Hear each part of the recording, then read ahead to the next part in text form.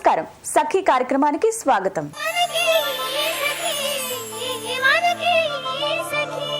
ఇటీవల సివిల్స్ పరీక్ష ఫలితాలు వచ్చాయి. దేశవ్యాప్తంగా లక్షల మంది సివిల్స్ పరీక్ష రాస్తే వందల మంది మాత్రమే ఎంపికయ్యారు. మనం దేశంలో సివిల్స్ పరీక్షలను అత్యంత ప్రతిష్టాత్మకంగా భావిస్తాం. మొదటిసారి సివిల్స్ లో విఫలమైన వాళ్ళు చాలా నిరుత్సాహపడిపోతారు. ఇక రెండోసారి కూడా విఫలమైతే మరింత కుంగిపోతారు. తాము జీవితంలో దేనికి పనికిరామని ఆత్మ న్యూనతా భావంతో కుంగిపోతూ ఉంటారు. అలా అనుకోవడం సరికాదని అంటున్నారు వ్యక్తిత్వ వికాస నిపుణులు. సరే, ఈ కార్యక్రమం చూడండి, మళ్ళీ మాట్లాడుకుందాం.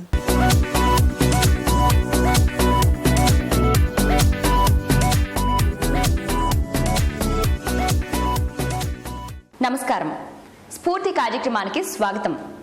ఎంతో మంది నిరాశ్రయులకు ఆశ్రయం కల్పిస్తూ ఒక కన్నబిడ్డల వారి ఆకలి తీరుస్తూ మరెందరికో స్ఫూర్తిగా నిలుస్తున్న అరుణకుమారి గారు ఇవాళ మనతో పాటు ఉన్నారు. వారి సేవా కార్యక్రమాల గురించి మరిన్ని వివరాలు వారిని అడిగి తెలుసుకుందాం.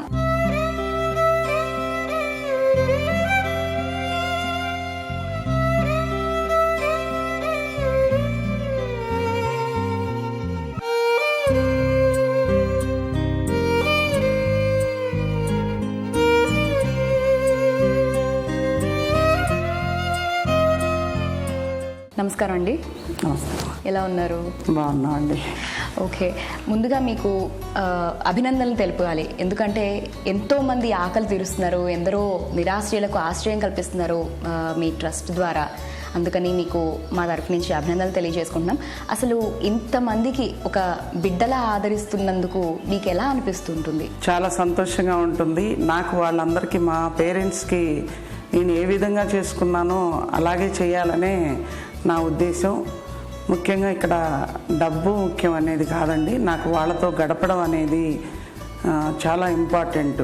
వాళ్ళని ఎలా నడిపిస్తానని కాదు, వాళ్ళతో స్పెండ్ చేయటం కానీ వాళ్ళ మధ్యలో గడపడం అనేది మాత్రం చాలా నాకు ఇది ఇష్టం అన్నమాట. ఈ పనిలోనే చాలా ఇష్టం, సర్వీస్ చేయడం అనేది చాలా ఇష్టంగా ఉండేది. అసలు మీకు ఈ సర్వీస్ చేయాలి అనే ఆలోచన ఎలా వచ్చింది? ఆ బీజం ఎలా పడింది మీ మనసులో? మేము కొన్ని గ్రామాల్లో మా సంస్థ నుంచి పనిచేసామండి, అగ్రికల్చర్ ప్రోగ్రామ్ మీద. ఆ గ్రామాలకు వెళ్ళినప్పుడు కానివ్వండి, ఈ సంస్థ పని మీద హైదరాబాద్కి, ఖమ్మం హెడ్ ఆఫీస్ ఉంది మాది, ఖమ్మంకి తిరుగుతున్నప్పుడు కానివ్వండి, మాకు ఎక్కువగా ఇబ్బందులుగా అనిపించింది పెద్దవాళ్ళదే అన్నమాట. వాళ్ళు కొన్ని ఇష్యూస్లో వలసలకి సిటీలకు వస్తున్నారు. అక్కడ వాళ్ళ పెద్దవాళ్ళని చూసుకోలేని పొజిషన్లో మోరల్ వాల్యూస్ కూడా మర్చిపోయి, ఎంతో కొంతమంది మాత్రమే అమ్మ మేము చూసుకోలేము, మా కిరాయి ఇల్లు, మాకు ఇబ్బంది కలుగుతుంది అని చెప్పి తీసుకొచ్చిన వాళ్ళు ఉంటారు. కొంతమంది నిర్దాక్షిణ్యంగా తల్లి అని కూడా చూడకుండా ఈవిడ గుడి దగ్గర అడుక్కుంటుంది, రోడ్డు మీద అడుక్కుంటుంది అని చెప్పి వదిలిపెట్టిన సంఘటనలు కానీ కేసెస్ కానీ మా దగ్గర ఇప్పుడు చాలా ఉన్నాయండి. అలాంటి వాళ్ళకి సర్వీస్ ఇవ్వాలి అనేది మాకు ఫస్ట్ నుంచి ఇంట్రెస్ట్ తోటే ఈ కార్యక్రమాన్ని మేము చేపట్టడం జరిగింది. అమ్మ, మీరు ఈ సర్వీస్ మొదలుపెట్టి ఎన్ని సంవత్సరాలు అవుతుంది అండ్ ఇంతమందిని ఒక దగ్గర ఎలా గ్యాదర్ చేయగలుగుతున్నారు? ఈ సంస్థ 1991 నుంచి ఈ సంస్థ సర్వీసెస్ ఇస్తూ ఉందండి. కాకపోతే డిఫరెంట్ ప్రోగ్రామ్స్లో ఇది ఖమ్మం హెడ్ ఆఫీస్ ఉండడం వల్ల ఫస్ట్ HIV AIDS మీద మేము కార్యక్రమం చేసాం. దీనికన్నా ముందు మహిళ ఇండివిజువల్గా ఎదగాలి అనేది ఒక కాన్సెప్ట్ మెయిన్ మా సంస్థకు ఉంది. Vocational trainings, gauge decorated items, tailoring కానివ్వండి, బుట్టలు కానీ, అల్లికలు కానివ్వండి, మా సంస్థ నుంచి ఒక 150 మంది ట్రైనింగ్ పొందడం జరిగింది. వాళ్ళు వివిధ రకాల రంగాల్లో కూడా కొంతమంది మంచి బిజినెస్గా కూడా ఒక 40-30 మెంబర్స్ వరకు సెటిల్ అయ్యారు. అయితే ఇప్పుడు మీరు సర్వీస్ చేస్తున్న వీళ్ళందరికీ కూడా ఎటువంటి సదుపాయాలు కల్పిస్తున్నారు? ఆరోగ్యపరంగా కానీ, ఆర్థిక పరంగా కానీ ఏదైనా?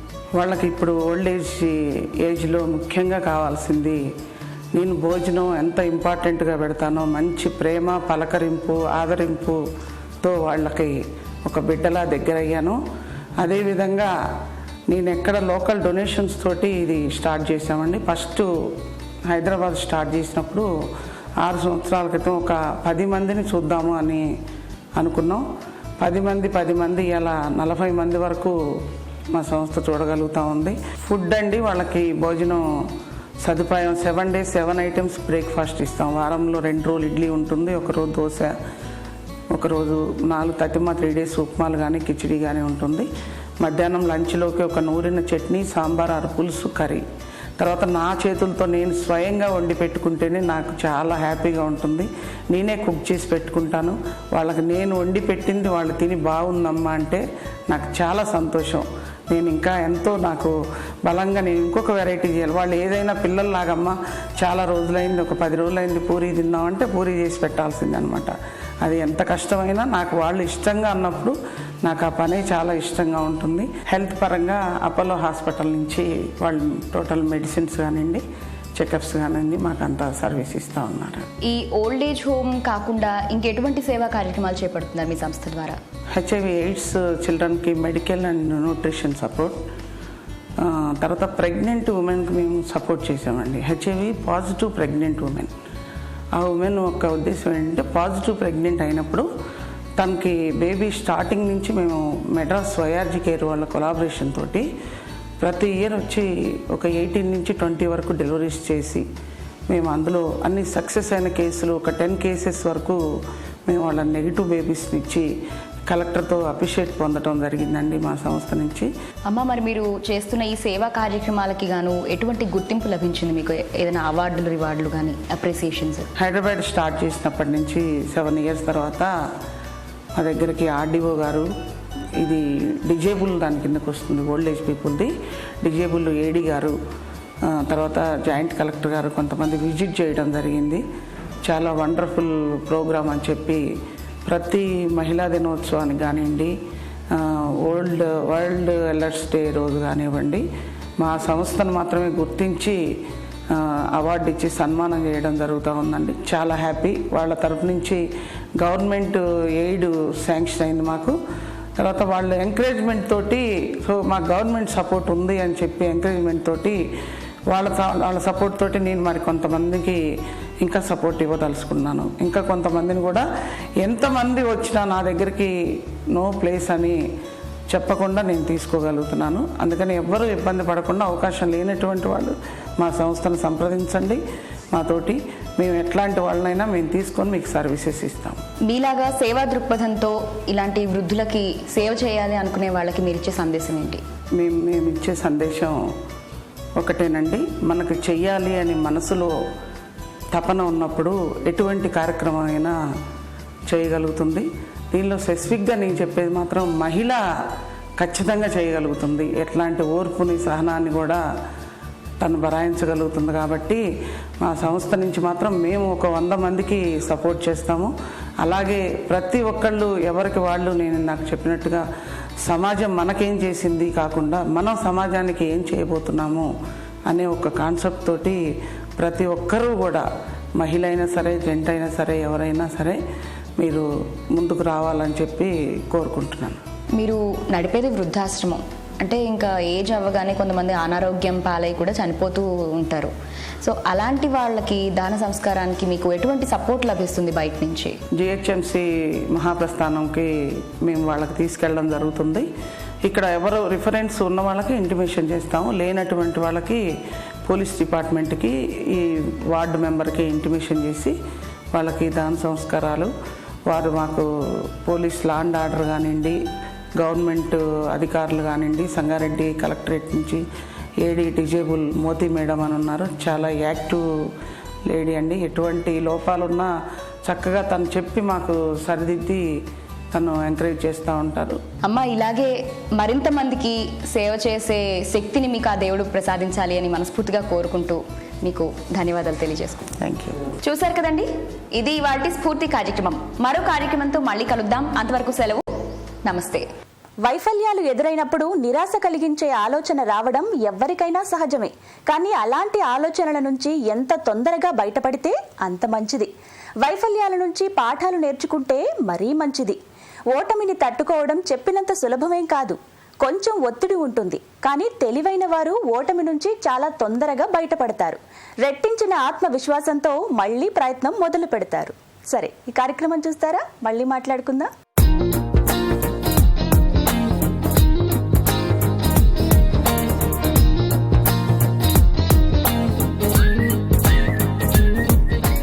నమస్కారం. చిత్రకళ కార్యక్రమానికి స్వాగతం. సకలు ఈరోజు మనం ఉన్నాము జూబ్లీ హిల్స్ లో ఉన్న సిరి ఇన్స్టిట్యూట్ ఆఫ్ పెయింటింగ్ డైరెక్టర్ శ్రీమతి శివకుమారి గారితో. ఈ రోజు చిత్రకళ సంబంధించి ఆవిడ మనకి ఏ నేర్పించబోతున్నారు వారిని అడిగి తెలుసుకుందాం. నమస్కారం శివకుమారి గారు. నమస్కారం అమ్మా. ఎలా ఉన్నారు? బాగున్నాను. సో ఈ రోజు చిత్రకళ సంబంధించి మా సగలకు ఏ నేర్పించబోతున్నారు? నమస్కారం సకులు.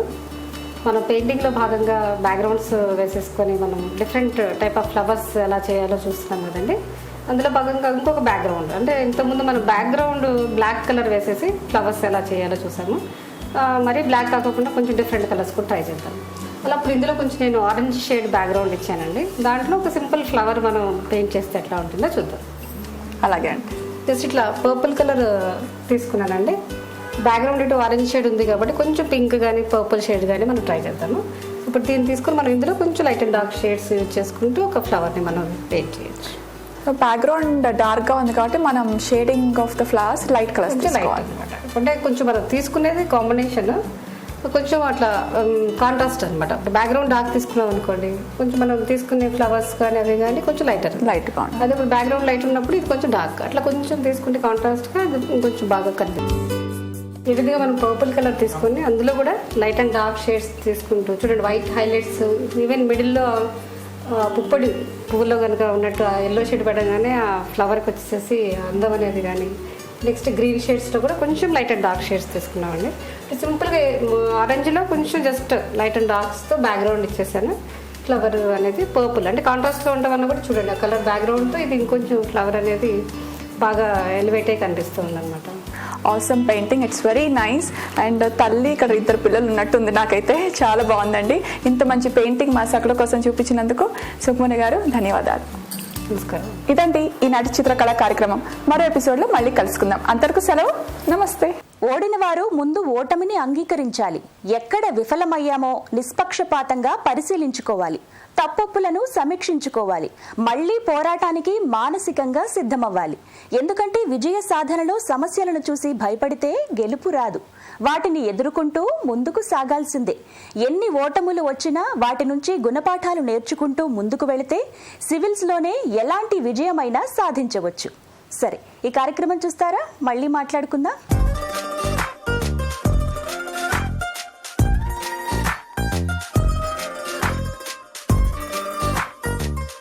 సకులందరికీ నమస్కారం. చూడండి చేయండి కార్యక్రమానికి స్వాగతం. ఈరోజు మన చూడండి చేయండి కార్యక్రమంలో పేపర్ హ్యాంగింగ్ని తయారు చేసి చూపిస్తాను అంటున్నారు రచన గారు. సో ఆ పేపర్ హ్యాంగింగ్ ఏంటో చూసి మనం కూడా నేర్చుకుందాం. నమస్తే అండి రచన గారు. నమస్కారం. ఎలా ఉన్నారండి? బాగున్నాము. మీరు? ఐమ్ ఫైన్ అండి. ఎక్కడి నుండి వచ్చారు? సికింద్రాబాద్ నుండి వచ్చాను. ఓకేనండి. ఏం చేస్తారు? నేను ఆర్ట్స్ అండ్ క్రాఫ్ట్ టీచర్స్కి నేను ట్రైనింగ్ ఇస్తాను. ఓకేనండి. మరి ఈరోజు మా సకులందరి కోసం ఒక వాల్ హ్యాంగింగ్ని తయారు చేసి చూపిస్తానన్నారు పేపర్తో. సో ఇది తయారు చేసుకోవాలంటే ఏమేం కావాలో చెప్తారా? ఎస్, చెప్తాను. Scrap papers, scissors, staples. So ఈ మాత్రం ఉంటే సరిపోతుందండి ఇప్పుడు మనం తయారు చేసేది? సరిపోతుంది.